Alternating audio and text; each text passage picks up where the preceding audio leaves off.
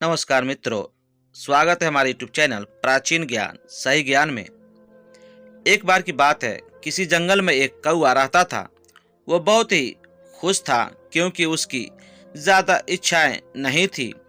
वो अपनी ज़िंदगी में संतुष्ट था, लेकिन एक बार उसने जंगल में किसी हंस को देख लिया और उसे देखते ही सोचने लगा कि ये प्राणी कितना सुंदर है।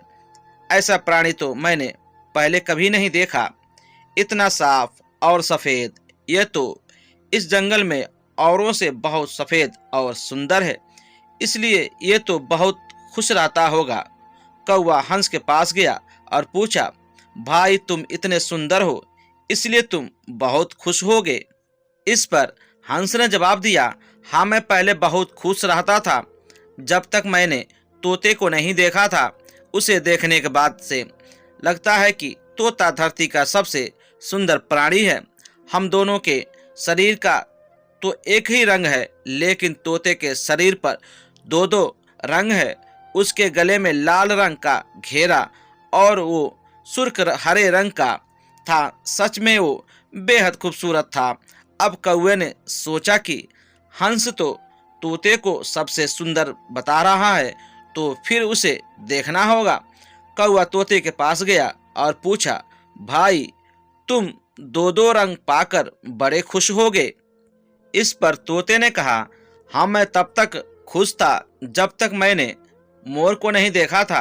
मेरे पास तो दो ही रंग हैं, लेकिन मोर के शरीर पर तो कई तरह के रंग हैं। अब कौवे ने सोचा, सबसे ज्यादा खुश कौन है, ये तो मैं पता करके ही रहूंगा, इसलिए अब मोर से मिलना ही पड़ेगा। कौवे ने मोर को जंगल में ढूंढा, लेकिन उसे पूरे जंगल में एक भी मोर नहीं मिला।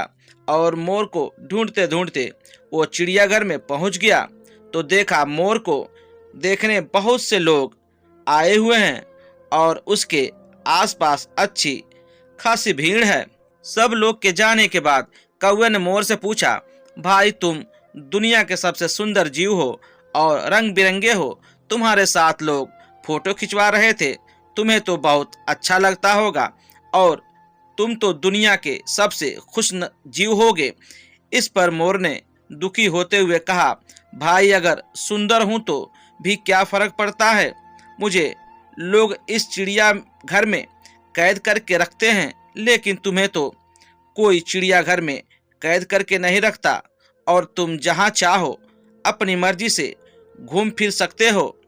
इसलिए दुनिया के सबसे संतुष्ट और खुश जीव तो तुम ही होना चाहिए, क्योंकि तुम आज़ाद रहते हो।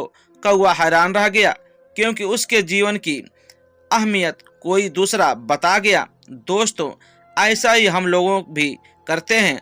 हम अपनी खुशियाँ और गुणों की तुलना दूसरों से करते हैं, ऐसे लोगों से जिनका रहन सहन का माहौल सबसे बिल्कुल अलग होता है।